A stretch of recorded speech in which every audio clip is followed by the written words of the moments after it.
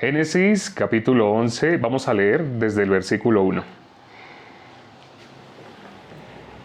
Y tenía entonces toda la tierra una sola lengua y unas mismas palabras, y aconteció que cuando salieron de oriente hallaron una llanura en la tierra de Sinar, y se establecieron allí. Y se dijeron unos a otros, vamos, hagamos ladrillo y cosámoslo con fuego. Y les sirvió el ladrillo en lugar de piedra, y el asfalto en lugar de mezcla. Y dijeron, vamos, edifiquémonos una ciudad y una torre, cuya cúspide llegue al cielo, y hagámonos un nombre por si fuéremos esparcidos sobre la faz de toda la tierra. Y descendió Jehová para ver la ciudad y la torre que edificaban los hijos de los hombres, y dijo Jehová, he aquí el pueblo es uno, y todos estos tienen un solo lenguaje, y han comenzado la obra, y nada les hará desistir ahora de lo que han pensado hacer. Ayer el fondo era blanco y la silla era muy bonita, no sé si se dieron cuenta, ya de personas que han recibido la salvación acá en mi ciudad, en mi país. Me invitaron para que hiciéramos un estudio bíblico. La idea era hacerlo a las 7 de la noche, pero se nos hizo muy tarde, entonces resultamos haciéndolo en vivo, en directo desde allá. De ahora en adelante muchos cambios van a haber. Va a cambiar el formato, el fondo, muchas cosas van a cambiar. Gracias a Dios, todas las cosas ayudan para bien. Incluso hay 4 personas ya acá en la ciudad que están pidiendo que se les haga estudio bíblico. Es decir, personalmente, así para poder hacer preguntas, interactuar. No tan virtual, ¿sí? Cuando estábamos en el mundo, no sé si ustedes fueron a conciertos y bueno, en mi caso, bueno, no significa que ir a conciertos sea algo malo, no estoy hablando así, no, solamente que pues ya casi uno, por estar metido con la palabra de Dios y evangelizando así, ya casi no le queda a uno tiempo para esas cosas que hacía antes. Incluso uno de los consejos que le damos a los jóvenes cuando ellos entran fácilmente como en vicios, aún siendo salvos, pero entran mucho como en videojuegos, en cosas así, que les quita mucho el tiempo. Nosotros les tenemos preparadas actividades en la iglesia para que ellos sí estén ocupados, pero estén ocupados aprendiendo la palabra, compartiendo el evangelio, sirviendo para el evangelio de alguna manera. Entonces, bueno, como le digo, tal vez algunas personas podrían entender mal cuando yo dije íbamos a conciertos. No. Inclusive si hubiera un concierto acá y yo tuviera que ir porque alguien me invita y yo deseo compartir con esa persona, voy, no tengo ningún problema. Dice el apóstol Pablo, todo me es lícito. También dice el apóstol Pablo, mas no todo edifica. Entonces hay cosas que lamentablemente le hacen es perder tiempo a uno. Y el tiempo de nosotros, una vez que ya fuimos libertados del pecado, ¿para qué viene a ser? Nosotros venimos a ser siervos de la justicia, dice la palabra. Entonces, realmente sí somos siervos, seguimos siendo siervos. Antes éramos siervos ¿de qué? Del pecado. Antes, ¿quién era el Padre de nosotros? Ya sabemos. Pero ahora realmente nuestro Padre es Dios. Entonces somos siervos de la justicia. Ya nosotros, ¿para qué vivimos? Para anunciar el Evangelio. Pero ¿a qué iba al nombrar cuando uno va a un concierto? Más bien lo debía haber nombrado así para no tener que dar tanta explicación. Cuando uno va a un concierto, uno va a ver al cantante que más le gusta, ¿no? Normalmente, ¿cierto? Y cuando uno va a ver al cantante que de pronto no ha estado nunca en el país de uno, que nunca ha estado en la ciudad donde uno está, y tal vez sea la única y última oportunidad de que ese cantante podamos oír esa música así. Entonces, ¿qué hace una persona normalmente? Va a un concierto, ¿no? Va al concierto a ver a su cantante favorito. Ahora, pero si lleva tiempo viendo el cantante a través de YouTube, lleva tiempo viendo así el cantante a través de redes sociales, oyendo su música también con MP3, con audífonos, en el celular, así. Porque quiere ir presencialmente. Porque es mucho mejor en persona que a través de medios virtuales. O sea, es mucho mejor cuando compartimos, cuando tenemos comunión presencial, que cuando la tenemos a través de medios virtuales. A través de medios virtuales, gracias a Dios, tiene mayor alcance. Podemos llegar a muchos países a la vez, como en este caso, que hay muchas personas conectadas de muchos países. Incluso cuando la versión grabada de este live queda y la subimos a las redes sociales de videos, Hay personas de otros países que a esta hora ya están durmiendo y cuando ellos se despiertan a las 5, 4, 6 de la mañana, ellos lo ven allá en sus respectivos países ya grabado en las diferentes redes sociales de videos. Esa es la ventaja de la virtualidad, pero ¿cuál es la ventaja de la presencialidad? Nuestro Señor Jesucristo dijo algo, nos dio una promesa. ¿Qué es la iglesia? Ya hemos visto el Salmo capítulo 1, versículo 5. No se levantarán los pecadores en la congregación de los justos. Está hablando de dos tipos de congregaciones o de grupos o de asociaciones de personas. Los justos, los pecadores. Y habla la congregación de los justos. ¿Sabe bíblicamente qué significa congregación? La congregación de los justos es la iglesia. La congregación de los justos es la iglesia. La iglesia no es la congregación de pecadores. Por ejemplo, hay un lugar que la gente conoce como iglesia. Todo el mundo llama iglesia. Y de pronto ustedes han ido a esos lugares que la gente llama iglesia. Pero cuando salen, uno le pregunta a las personas, usted disculpe, una entrevista, una encuesta. Ay, no, es que estoy de afán. No, solamente 2 preguntas. ¿Usted cuánto tiempo lleva así asistiendo? No, 15 años. Otra persona nos va a decir, yo soy diácono. Otra persona nos va a decir, yo soy pastor. Otra persona nos va a decir, yo soy así, así. Y algunos llevan 15, 10, 20, 25, 30 años así asistiendo. Y la segunda pregunta que le hacemos es, honestamente, cuando usted se examina a sí mismo, ¿usted cómo puede ver? ¿Usted es o no es pecador? ¿Sabe qué va a contestar? Hemos hecho esta encuesta muchas veces. ¿Y sabe qué contesta la gran mayoría? Que es pecadora. Hay iglesias que cuando escuchan estas prédicas se empiezan a preparar y empiezan a decir a la gente para que la gente esté preparada para cuando les hagan esa pregunta, ellos digan que no son pecadores. Pero hay formas de detectar, eso es lo que sale del corazón de la persona o la persona está queriendo dar la respuesta correcta. Entonces, hemos hecho esta encuesta a grupos de a 100 personas.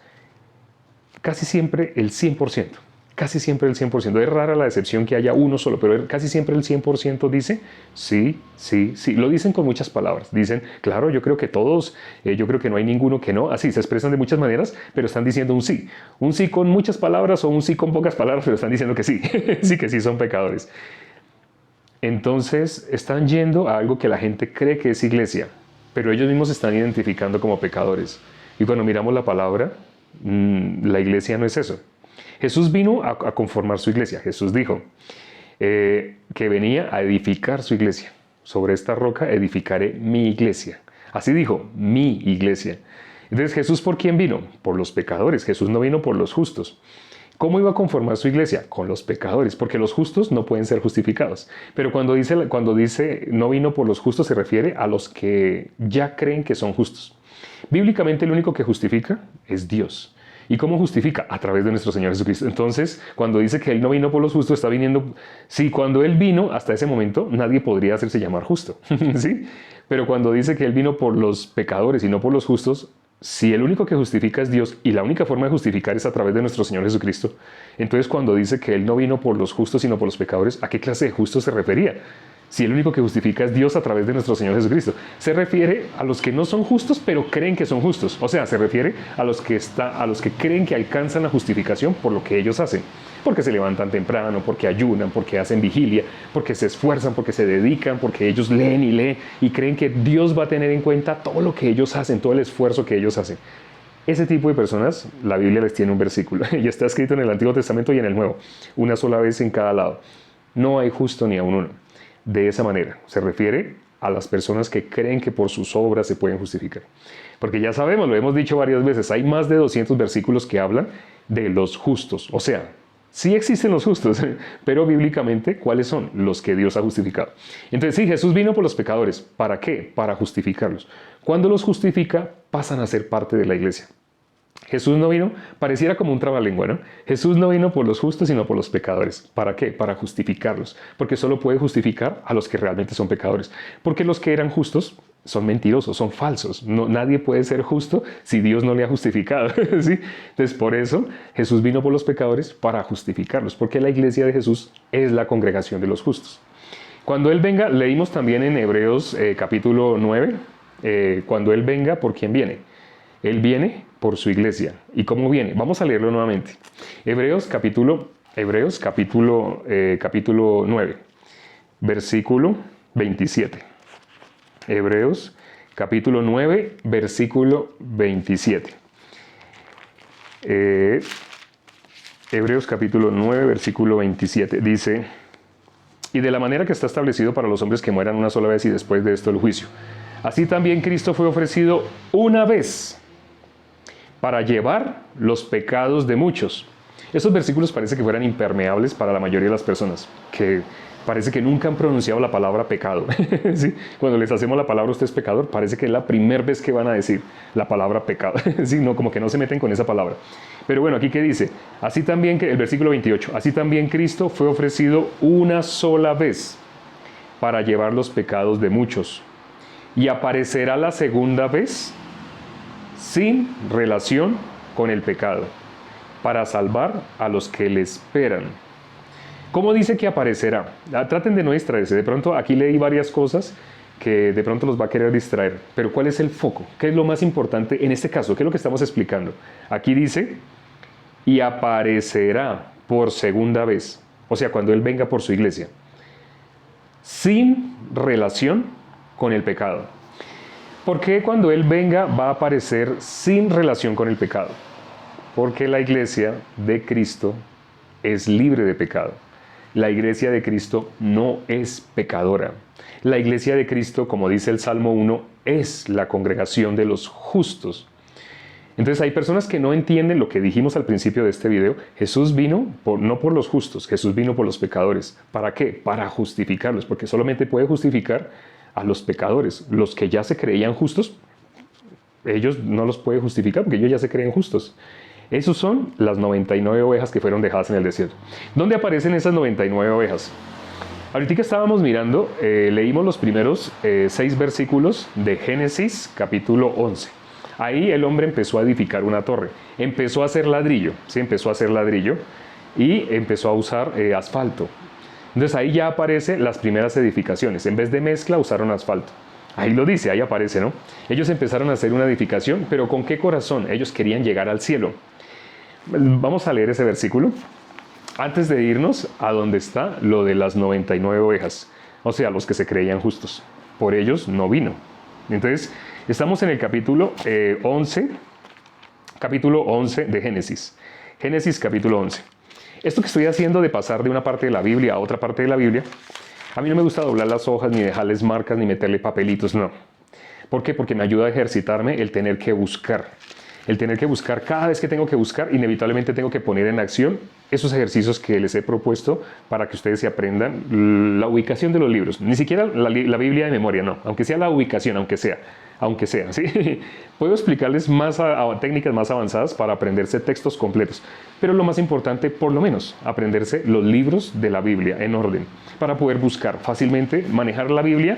No sé si han visto las personas que manejan en la época de Bruce Lee, bueno, y como 10 años después de que Bruce Lee ya había muerto, todavía las películas de Bruce Lee seguían como en auge. Y yo recuerdo de mis tíos, ellos las vieron casi que en vivo. Bueno, yo supe de Bruce Lee por mis tíos. Pero entonces mis tíos, ¿ellos qué se hicieron? Ellos compraban cadena y cogían los palos de las escobas y los recortaban, los dejaban así como pedacitos de 30 centímetros. Y les colocaban la cadena y empezaban... hacían chacos, ¿sí? Y se volvían expertos manejando los chacos. Pero yo los veía, yo recuerdo que siendo niño, yo veía a mis tíos tenían 15, 20 años y mis tíos eran y eran practique y practique, ay, se pegaban en el codo y después seguían, y otra vez se pegaban y seguían, o a veces se daban en la cabeza y seguían, tenían moretones, tenían marcas, pero ellos seguían y seguían practicando. ¿Y por qué practicaban? Porque ellos querían verse como Bruce Lee. Porque Bruce Lee manejaba esos chacos rápido. Ellos querían verse así. Querían verse. Entonces, ¿qué hacían? Práctica, práctica, práctica. Para manejar la espada, así como las personas de los 70, de los 80 manejaban los chacos, así es importante hacer práctica. ¿Hacer práctica de qué? De los ejercicios que les he propuesto en los videos, que les explico cómo manejar, cómo aprenderse el orden de los libros de la Biblia, para que rápidamente, cuando les digan un versículo, usted rápidamente lo busque, sin tener que, ay, mira, le meto una hojita porque es que para volver a encontrar esta página es tan difícil. No, así no. Para que no les sea difícil, no metan nada. Cuando yo cojo una Biblia, apenas me prestan una Biblia, yo les digo, ¿puedo sacar lo que tenga? Sí. Y cojo la Biblia que me han prestado y le hago así. Y eso empiezan a salir papeles, hojas, no sé, plantas aplastadas también metidas en... sí. Todo eso empieza a salir. A veces han salido 10, 20 cosas así de Biblias que me prestan. Ay, es que yo tenía todo eso, estaba guardando. ¿Las ha vuelto a mirar? Ay, pues no. Muy importante poder usar la palabra así como si fuera un arma. Entonces, si uno puede usar la palabra de esa manera, fácilmente uno puede buscar, ¿dónde es que? Aquí es que dice, venga, mira, como que es acá, y luego rápidamente uno busca, ay, no, no es acá, entonces, pero es cerquita, aquí, ¿sí? Esa es la idea, que uno pueda usar la palabra fácilmente. Dice la Biblia, ¿no? Cuando da la armadura de Dios, cuando habla de la armadura de Dios, dice, ¿qué viene siendo la palabra? La espada, así dice, ¿cierto? Dice, y toma la espada, que es la palabra de Dios. Ese lo pueden ver, la armadura de Dios, está en Gálatas, así el 6, el último, el capítulo 6. Pero ahora, entonces, bueno, estamos viendo ahorita, ¿qué es lo que estamos viendo? Estamos viendo Génesis capítulo 11. Leímos cuando el hombre empezó a edificar, dice, empezó el hombre a hacer ladrillo, a cocerlo con fuego, en vez de piedra, ya no usaban piedra, sino usaban ladrillo.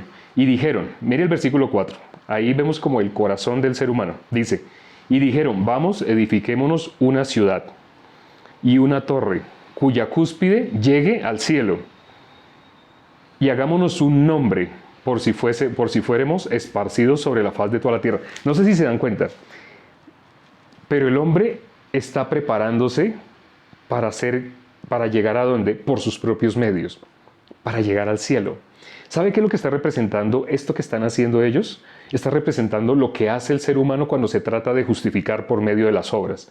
El hombre se trata de justificar por medio de lo que él haga, esforzándose, procurando, levantándose temprano, siempre teniendo bien ya los zapatos bien embetunados, teniendo su corbata, su camisa. Y la persona se siente que está agradando a Dios cuando se viste de una manera especial, cuando va a la iglesia temprano. Bueno, lo que la gente llama iglesia, que realmente es el salón de culto. Cuando las personas van allá, ¿cómo se siente? La persona se siente, está cumpliendo con Dios. ¿Dónde dice eso? Pero eso sale del corazón de nosotros, o sea, es algo inherente. Así no lo busquemos, eso sale de nosotros. Entonces, ¿dónde vemos ese corazón de las personas que se creen justas de esa manera? Cuando dice en la Biblia, Jesús no vino por los justos, sino vino por los pecadores, se refiere a ese tipo de personas. Personas que la única forma de ser justificados es por Dios. La Biblia dice, Dios es el que justifica. Entonces, ¿Jesús por qué vino por los pecadores? Porque solamente los pecadores los puede justificar. Solo puede darle vida ¿a quién? A los que están muertos. Jesús no vino a darle vida a los que ya están vivos, ¿sí? Es decir, los que se creían justos hasta ese momento, ellos estaban vivos. Ellos para sí mismos, ellos ya estaban vivos delante de Dios. Es importante que uno diga, Señor, Señor, como si uno conociera a nuestro Señor, o es importante que nuestro Señor diga, sí, yo lo conozco. Acuérdense que si nuestro Señor Jesucristo va a decir de nosotros, no los conozco, apártense de mí, hacedores de maldad, terrible que nos diga eso. ¿A qué se refiere? A personas que están convencidos que conocen, porque ellos hacen y hacen y hacen. Esos son los que vemos en Lucas 15. En Lucas 15 aparece esa parábola. Lucas capítulo 15.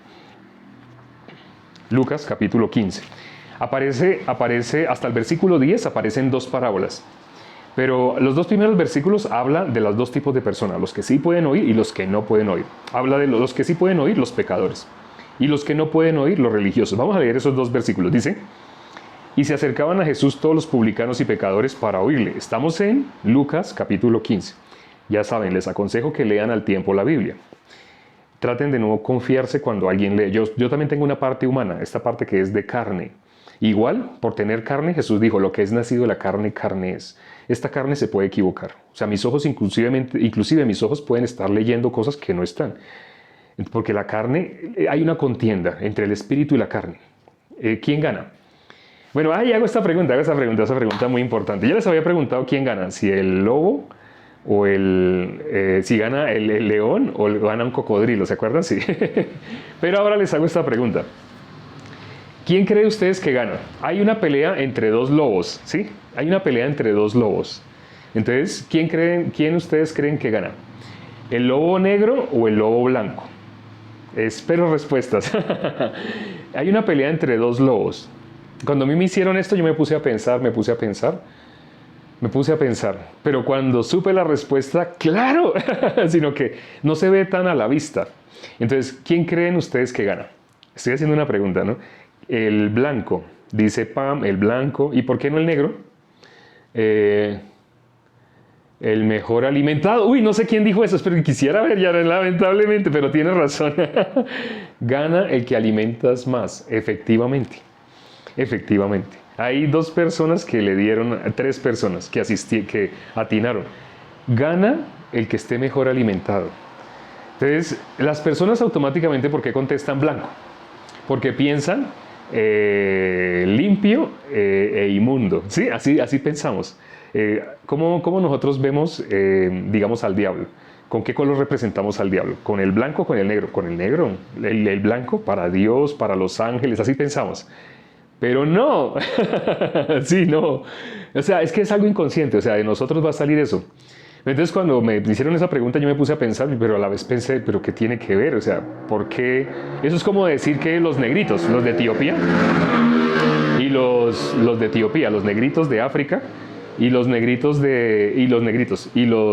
gringos, que son monos, ojiazules, poner un mono ojiazul y un negrito, y decir cuál de ellos disfrazamos del diablo y cuál de Jesús. No, así no. Pero automáticamente eso sale del corazón de nosotros. O sea, automáticamente uno piensa como si alguien pudiera, mejor esta persona que se disfrace del diablo, y mejor esta que... No, pero así no. Entonces, ¿gana quién? El que está mejor alimentado. El que está mejor alimentado. Sí, en la Biblia a veces se habla del blanco resplandeciente para referirse a nuestro Señor Jesucristo. También es cierto, sí, pero no, en esta pregunta la contestaron acertadamente. Entre dos animales que estén peleando, uno es negro, el otro es blanco, ¿cuál gana? El que está mejor alimentado. Por eso es importante lo de saber manejar la palabra, fácilmente saberla manejar. Cuando una persona usa papelitos, usa separadores, esa es una señal muy probable de que esa persona, primero que todo, tiene autoconfianza. Preciso estamos en el capítulo donde podemos ver todos los elementos que una persona involucra cuando esa persona está alejada de Dios. Vamos a leer. Aquí leímos el versículo 1, ¿no? ¿Quiénes se acercaban a Jesús para oírle? Publicanos y pecadores. ¿Qué dice el versículo 2? Los fariseos y los escribas murmuraban. Entonces, estaban cerca a Jesús dos tipos de personas. Unos que eran religiosos, y otros que trabajaban, estudiaban, pero no, ellos solamente, ¿qué consumían ellos de religión? Lo que les daban. Si alguien les leía, ellos escuchaban solamente. Pero ellos mismos hacer cosas así como religiosas, no. Entonces habían personas que se consideraban pecadoras y personas que se consideraban religiosos, que se consideraban justos. Por eso, ¿Jesús vino por ellos? No. Por los religiosos Jesús vino, no, porque los religiosos se tratan de justificar por obras. Curiosamente, ¿dónde es más fácil que una persona pueda recibir la palabra? ¿Entre los religiosos o entre los que están en maldades? Por ejemplo, prostitutas, ladrones, asesinos. ¿Quién es más fácil que pueda escuchar? Este otro grupo. Porque este grupo de religiosos, ellos difícilmente, cuando le tratamos de compartir el evangelio a personas que asisten a alguna religión y que están por obras, es difícil que reciban, pero muy difícil. Por eso dice la palabra, más fácil es que un camello pase por el ojo de una aguja a que un rico entre al reino de los cielos. Bueno, aquí en este capítulo podemos ver qué pasa más adelante. Del versículo 11 en adelante vemos al hijo pródigo. Ahí podemos ver algunos elementos. Ahorita por el tiempo no alcanzamos a verlos todos, pero vamos a ver algunos de los elementos que se repiten en la vida de todas las personas. Para que una persona pueda recibir la salvación, inevitablemente ha pasado por estas etapas. Entonces presten atención a lo que vamos a ver sobre el hijo pródigo. Habíamos prometido varias veces que teníamos que analizar el corazón escondido de Dios en el hijo pródigo, porque ahí está escondido realmente la vida de nosotros, ¿sí? Lo que éramos, dónde estamos y qué nos hace falta para poder recibir la gracia. Todo está escondido ahí, en esta parábola. Desde el versículo 11 aparece esa parábola. Dice, también dijo, un hombre tenía dos hijos. Un hombre tenía dos hijos. Y el menor de ellos dijo a su padre, Padre, dame la parte de los bienes que me corresponde.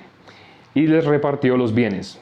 No muchos días después, juntándolo todo, el hijo menor se fue lejos a una provincia apartada y allí desperdició sus bienes viviendo perdidamente.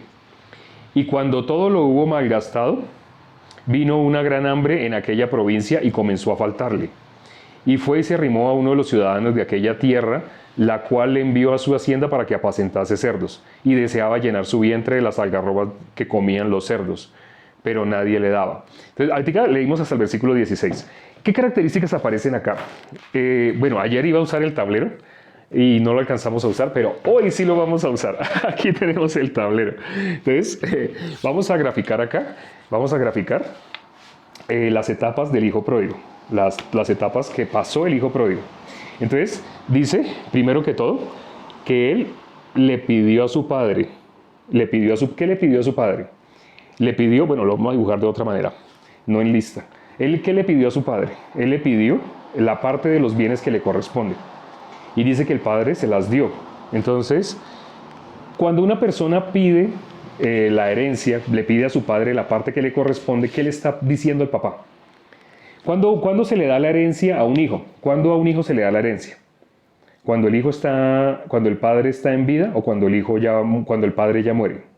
Cuando el padre muere. El hecho de que le haya pedido la parte de los bienes que le corresponde, aunque su padre no había muerto, significa que en el corazón de él ya no quería a su padre. Él ya no quería estar con su padre. Él como quería ver a su padre muerto.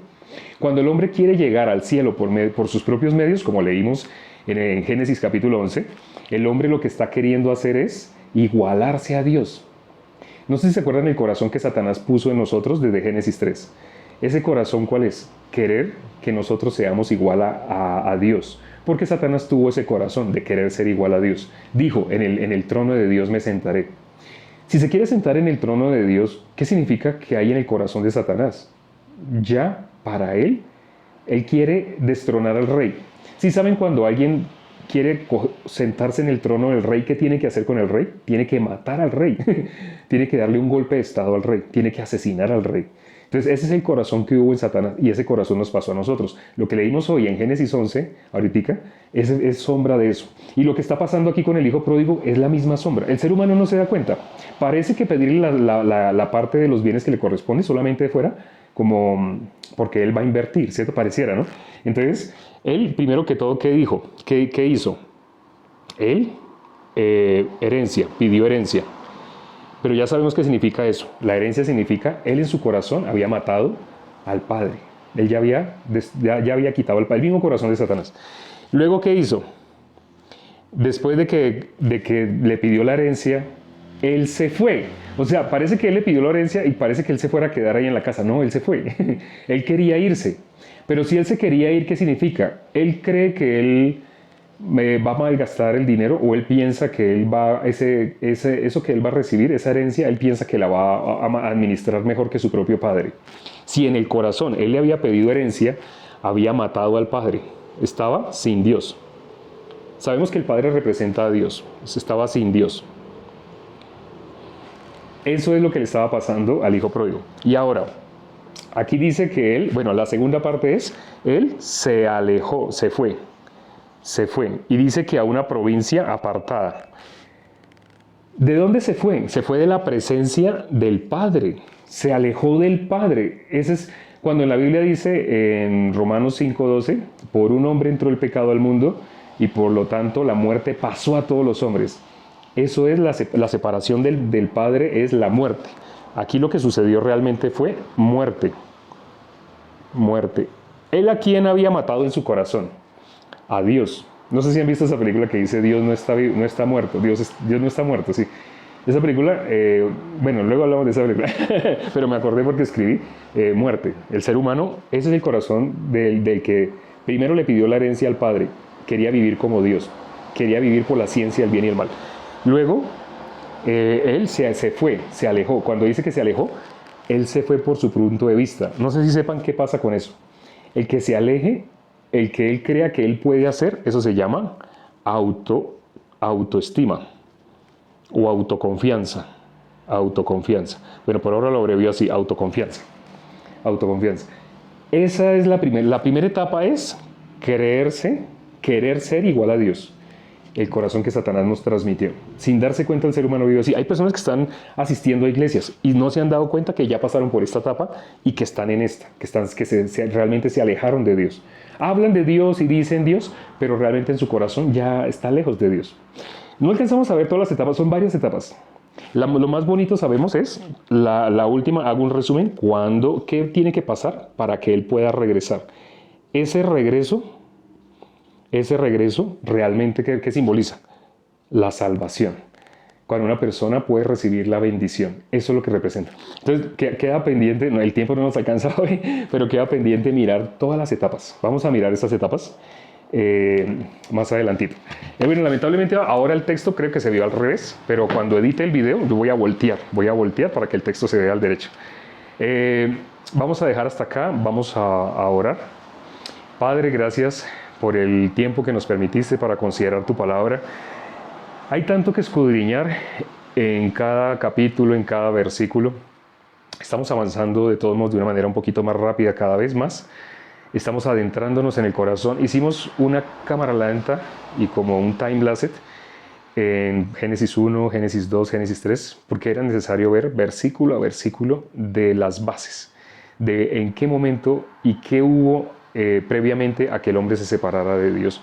Porque eso es lo que simboliza actualmente la separación de Dios. Cuando una persona dice soy pecador, esa persona está en la etapa de estar separado de Dios. Así asista a una iglesia, así sea pastor, sea apóstol, como algunas iglesias les llaman, ya sabemos que solo hay cupo para 12, pero así como les llaman en diferentes iglesias, evangelistas, pastores, ancianos, apóstoles, como quiera que los llamen, hay muchas personas que sin darse cuenta están apartados de Dios. Realmente, si son pecadores, no tienen nada que ver con Dios, porque la iglesia es la congregación de los justos. Entonces hay personas que se congregan, que dicen la palabra evangelio, que debemos anunciar, dicen muchas cosas que parece que ellos estuvieran caminando con Dios. Pero cuando miramos cómo están viviendo y qué es lo que realmente están enseñándole a las personas y qué es lo que sale de las personas que asisten a esas iglesias, vemos si ellos todavía se creen pecadores, esas personas realmente no están en la iglesia, nunca han estado en la iglesia. Porque la iglesia solo es una, la congregación de los justos. Te pedimos, Padre, por las personas que han asistido y que ya cada vez más frecuentemente están asistiendo y están escuchando la palabra, para que puedan recibir el corazón tuyo. Leer solamente las letras con un corazón corrompido, con un corazón separado de Dios, las van a leer en el sentido de las obras. Permite, Señor, que puedan tener paciencia, escuchar y poder doblegar para recibir tu palabra, para no seguir creyendo a su pensamiento, que precisamente lo que no deja que puedan recibir la palabra es el pensamiento. Te pido de todo esto que te lo hemos pedido en el nombre de nuestro Señor Jesucristo. Amén. Gracias, hermanos, amigos, invitados y personas que asistieron hoy por primera vez. Nos vemos como todos los días. Antes de la despedida. Este video, por ahí en una hora aproximadamente, va a estar subido en la otra red de videos. No puedo dar el nombre, disculpen. Va a estar subido en la otra red de videos. Allá nos encuentran con el mismo nombre. Escrito está también, la misma foto, el mismo perfil. Solamente escriben si quieren en Google o ustedes saben en cuál red de videos. Escriben allá y ahí salimos nosotros y ahí pueden ver este video alojado aproximadamente dentro de una hora. Voy a tratar de hacer el proceso de edición un poquito rápido. Nos vemos mañana, Dios mediante, a la misma hora de siempre, de todas las noches, a las 9 de la noche. Chao.